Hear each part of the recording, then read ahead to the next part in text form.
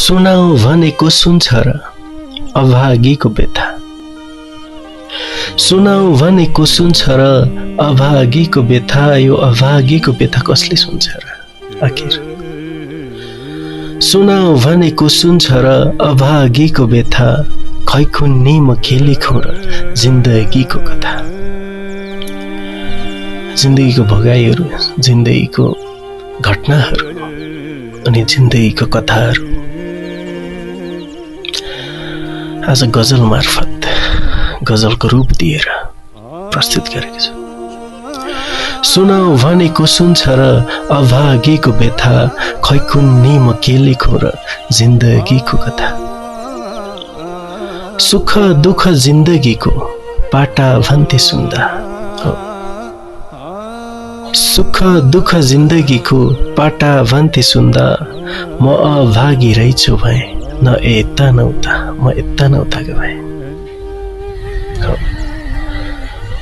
सुख दुःख जिन्दगीको पाटा भन्थे सुन्दा। हामीले सुन्दा पनि त्यस्तै लाग्थ्यो।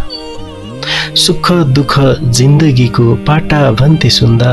म अभागी रहेछु भए न यता न उता। सुनाऊ भनेको सुन्छ र अभागीको व्यथा।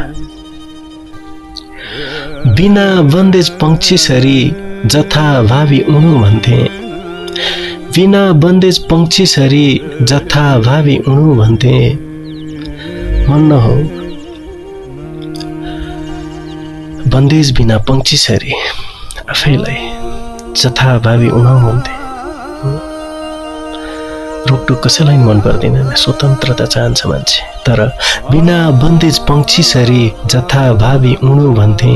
जीवन बन्धन रहेछ अब के भावी न जथा। खै कुन्नी म के लेखौँ र जिन्दगीको कथा।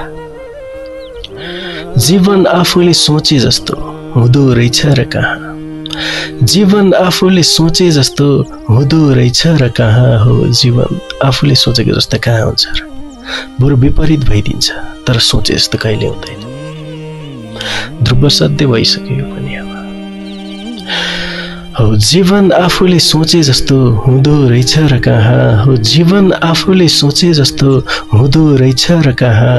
जीवन के हो खोज्न हिँडेथे, हराए आफै कता कता। सुनाऊ भनेको सुन्छ र अभागीको व्यथा। खै कुन्नी म के लेखौँ र जिन्दगीको कथा।